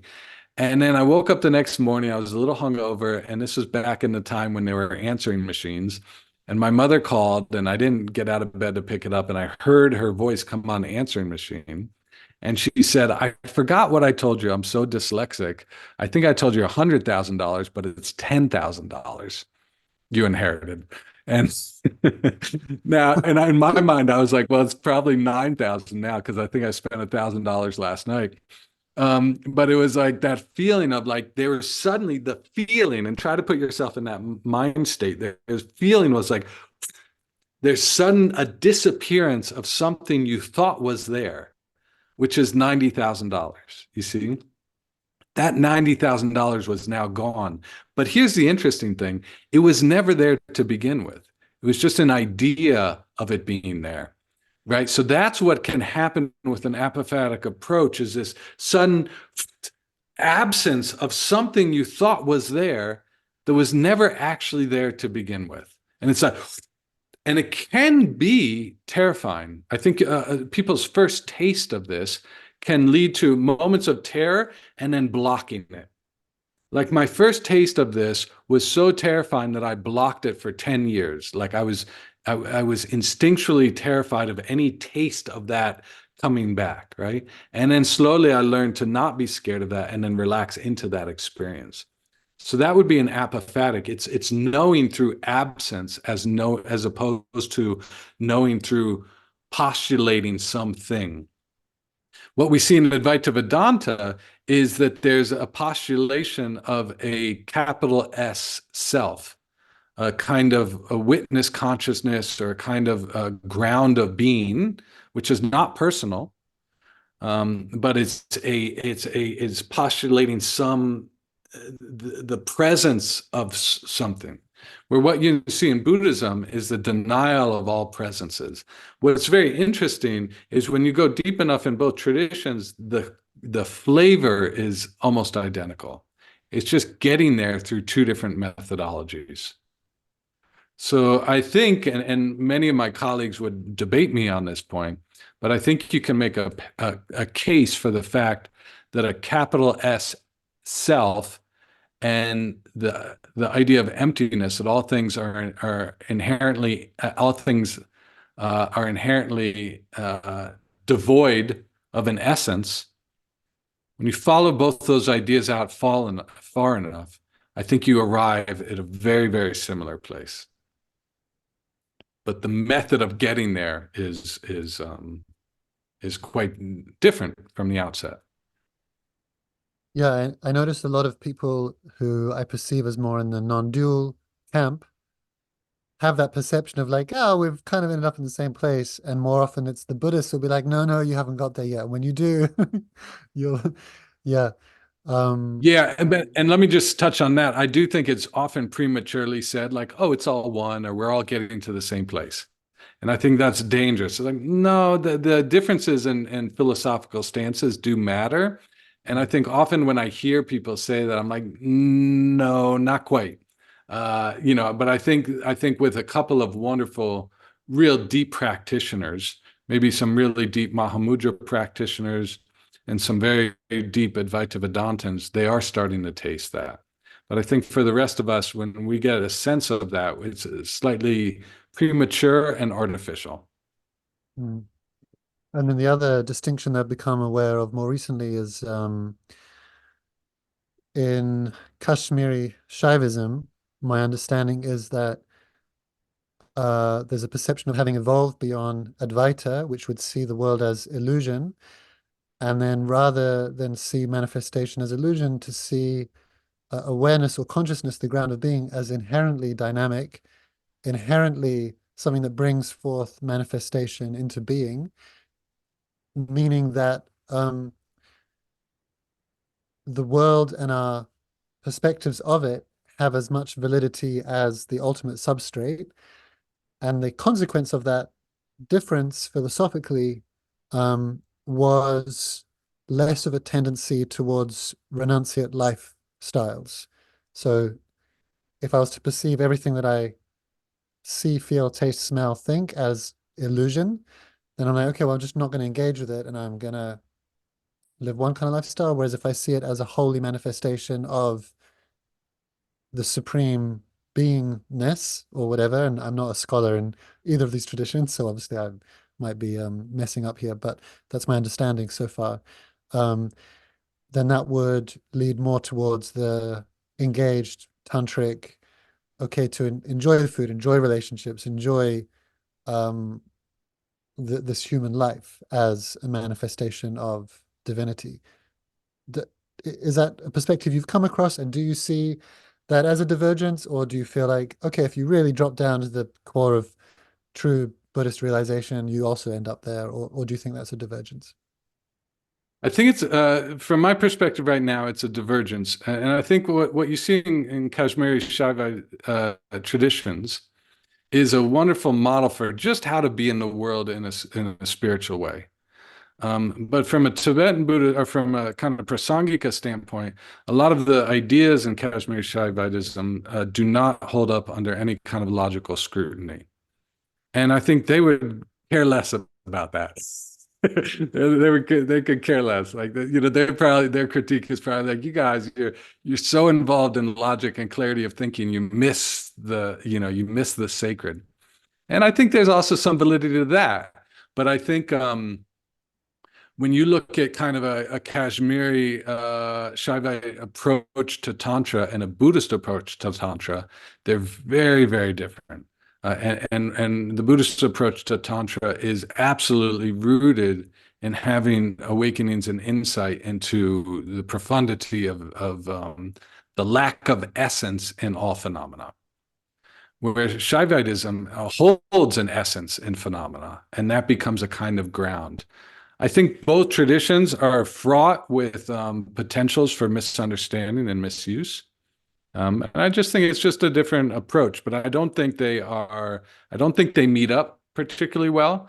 I think what you see in Vedanta, Advaita Vedanta and Buddhism is that they really do meet up. And it's very easy for an Advaita Vedantin and a Madhyamika Buddhist to have dialogue and to see eye to eye. I would say it's not as easy for a Kashmiri Shaivite to have eye to eye with either a Advaita Vedantin or a Madhyamaka Buddhist, for whatever it's worth. What I really miss, because I read these accounts of in ancient times, there'd be these ferocious and well-attended debates between the different schools of thought. And with all these ideas coming around, I have to kind of go back and forth in my mind, as opposed to, let's say, debates on Palestine and Israel, and there's 1,000 podcasts with very well articulated and passionate. I don't know. I think a lot of those debates are not that great either, actually. Um, but I'm not finding online. Does it just not happen? Do you think it's a cultural thing? Do you think there would be value in like, okay, let's get the most eminent scholar in Kashmir Shaivism and the best, but whatever, and get them together rather than, is this, from all the people you've met, do you think there's scope for that in this day and age? Yeah, I think it'd be so fun, wouldn't it? And it's like Right. Pierce Morgan had like on his show, like a Shaivite scholar and a Vedantin, and I think it'd be so beautiful. It'd just be such a more fruitful way of starting to uh, clarify our thoughts. I'm a huge fan, and again, I was not always like this. I was very anti-intellectual for a whole part of my life. And because of the grace and generosity of many of my lamas, I've come to see that you can have profound and authentic spiritual awakening through this incredible thing that we call clarity of thought, through the mind having clarity of thought. And I think we can also see in this world of conspiracy theories and the amount of pain that they can cause people, what lack of clarity of thought can look like. So I do find in a lot of spiritual circles, there is kind of an anti-intellectualism. And again, for very good reason, because what oftentimes intellectualism can be used is a way of armoring against intimacy, a way of armoring against a certain kind of intimacy. And so I think people have kind of pushed against that as a way of just like, kind of egoic intellectual masturbation, right? As opposed to like, well, no, actually, it can really lead to very beautiful, very profound things. You can have clarity of thought trigger you into an experience of bodhicitta where you feel infinite love for all beings. That can happen through the power of the mind and the heart and the clarity of thinking. So I'm a huge fan of that. And I think it's just not in our culture, to really appreciate that. And it's not in our culture that we're more interested in um the drama that happens in Real Housewives of Beverly Hills or something than we are in like the drama of different philosophical worldviews. But also what, like in the spiritual circles that I have been in, I've noticed there'll be debates amongst students, like one student has this thing, another student goes here, and they'll debate, or even inside, like, okay, who do I trust? Who do I believe? Do they actually disagree, or are they using different words to describe the same thing? Mhm. Um, but I'm not seeing, and on podcasts, on spiritual podcasts, I mainly find teachers converse with teachers who think along very similar lines. Um, Mm. but and maybe I'm just not I don't know. Are you aware of that, or do you see why that wouldn't, you as a teacher yourself, maybe, like, would you go, or do you know of teachers who would join a debate of like, okay, well, my perspective is this. And for example, you just said, the Kashmir Shaivite tradition, at least from some perspectives, just doesn't stack up from a logical perspective. But I imagine there'll be some people who would posit the opposite. Can you envision that happening? Those kind of debates? In Yeah, I can. I think it'd be interesting. I don't know a lot of it that's happening. I have been in the room with some of that happening. Actually, I've been involved in Buddhist communities that have intentionally invited people from other traditions, and oftentimes it's been ended up in like a week long, very cordial and very beautiful debate and disagreement of views. And I think everybody is enriched by that. So I have been involved in it. But I think it's hard. I don't know, for whatever reason, maybe it's egos or defensiveness, but I think it's hard for that to happen often. And I think it would be beautiful. I think it'd be really fun. I think, and again, it was kind of comes back to what we were talking about in two ways of debating, right? There can be a debate where I'm trying to prove myself, I'm trying to win, and then there's another debate where like let's just hash this out and see where we come to, with the kind of more gentle authenticity. And I do similar to you, I do long for that to happen. Um, I had a funny thing happen. I decided like I would take it upon myself to train a group of people in debate here in my community so that we could Oh, start to cool. have more nuanced conversations.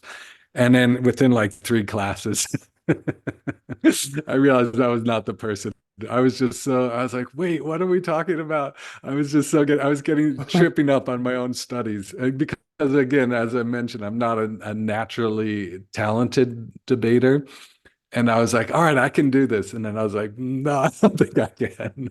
And Oh, everyone was just like, when I was with my students and just looking at their faces, there was a lot of like, and I was like, this is not going well.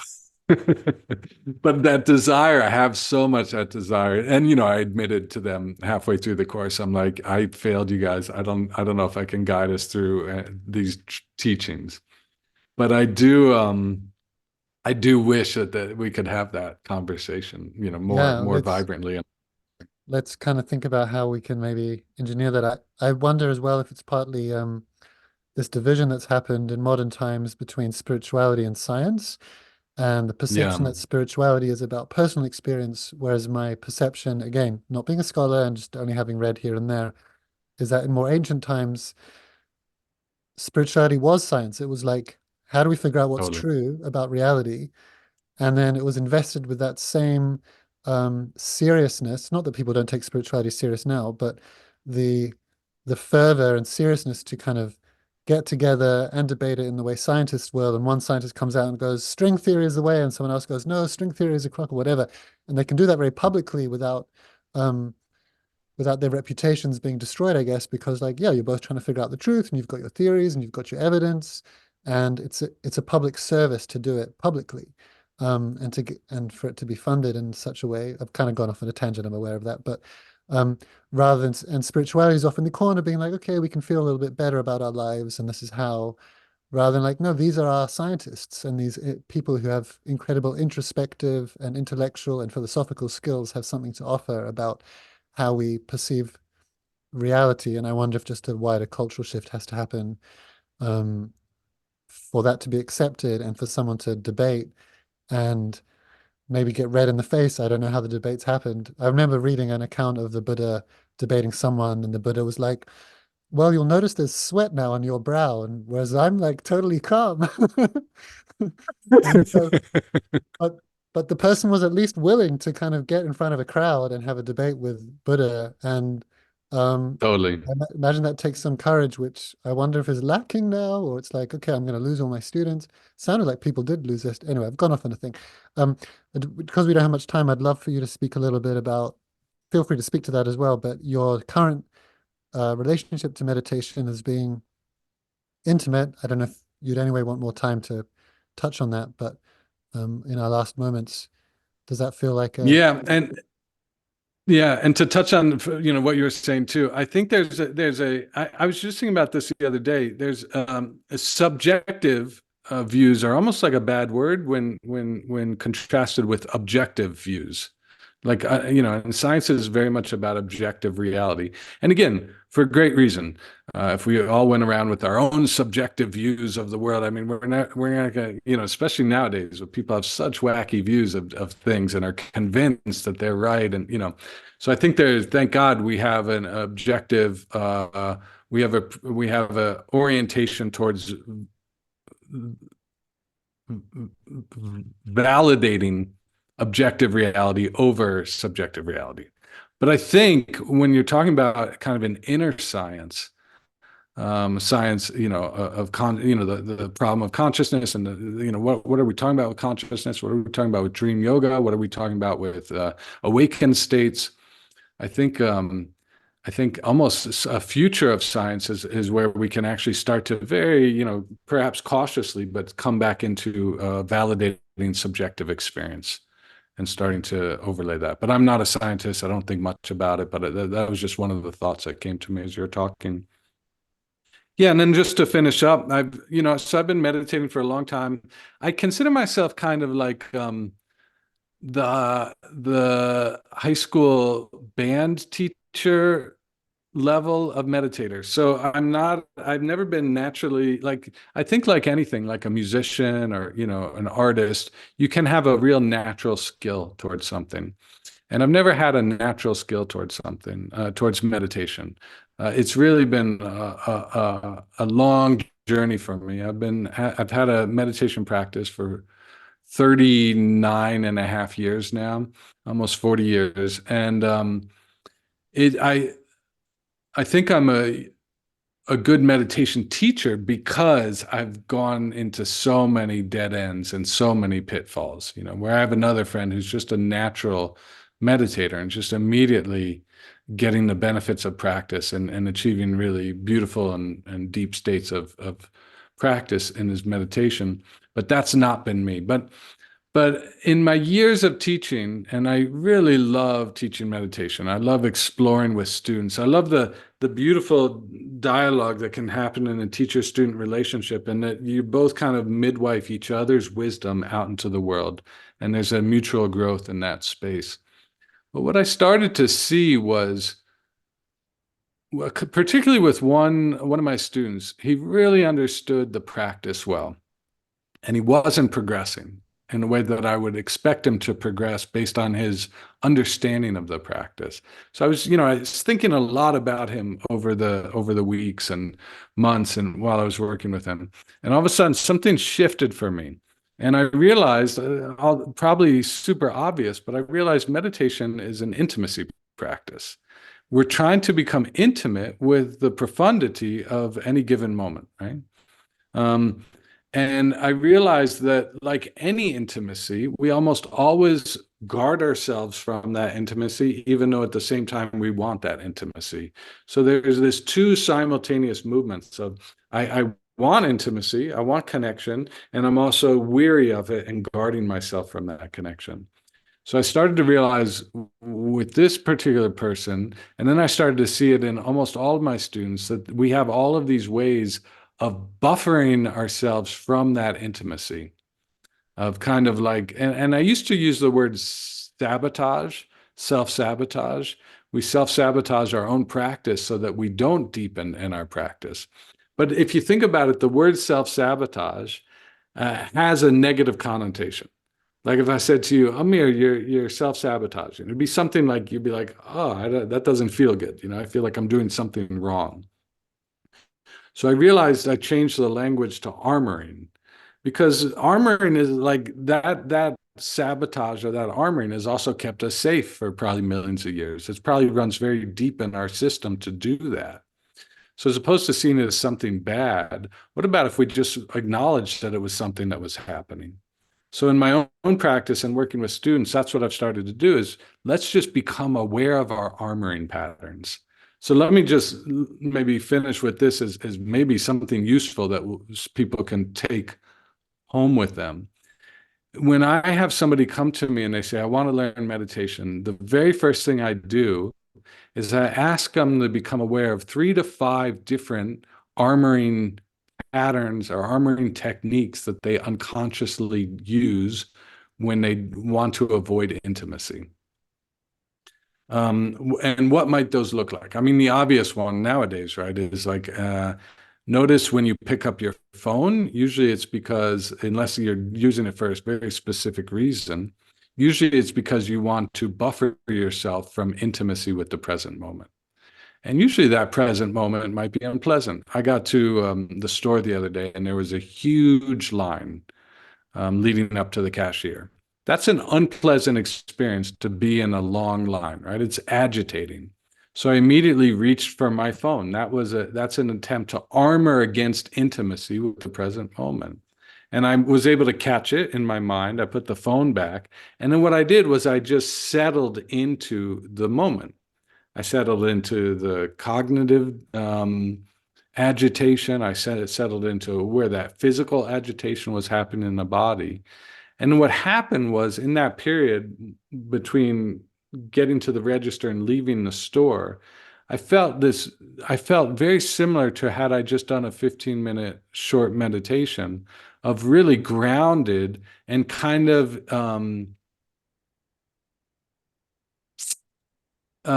fed by that experience of waiting in line, as opposed to had I gone with my phone, that agitation would have carried through. It would have my mind would have been more agitated. So anyway, so now I've just realized, oh, meditation is just simply an intimacy practice. And oftentimes people think, I really want to learn meditation. And I'm often like, you probably don't. You probably don't want to learn meditation because you think you want the benefits of meditation. But in order to get there, you have to actually be willing to risk intimacy.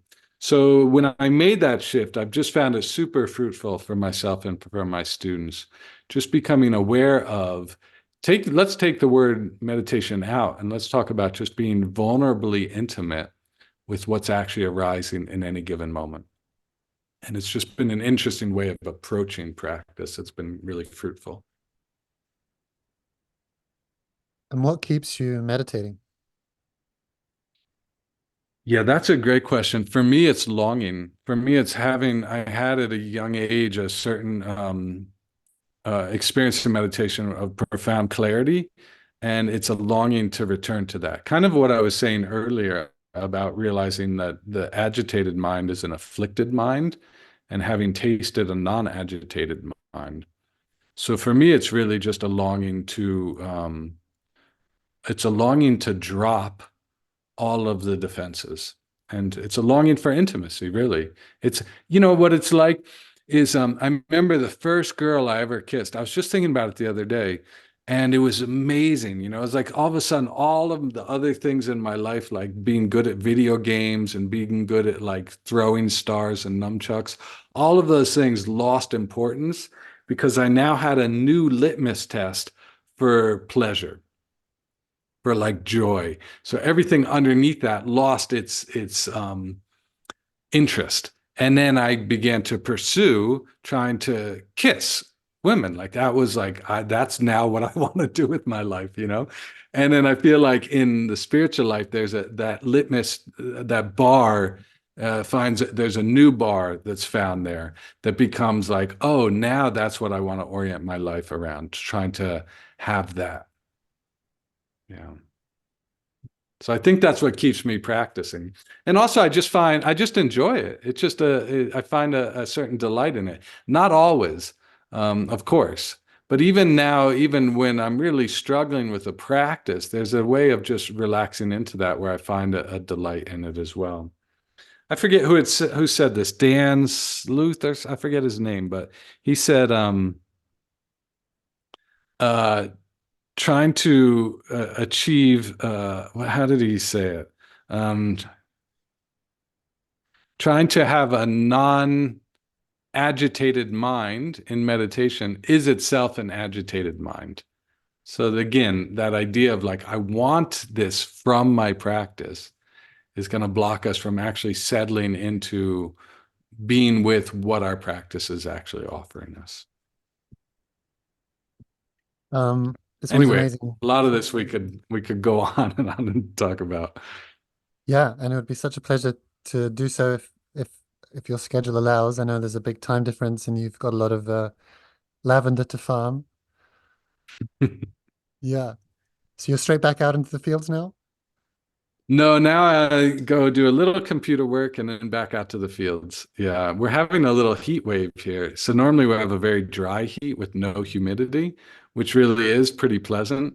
But now we're having extremely high humidity. For us in the desert, we don't know how to handle that.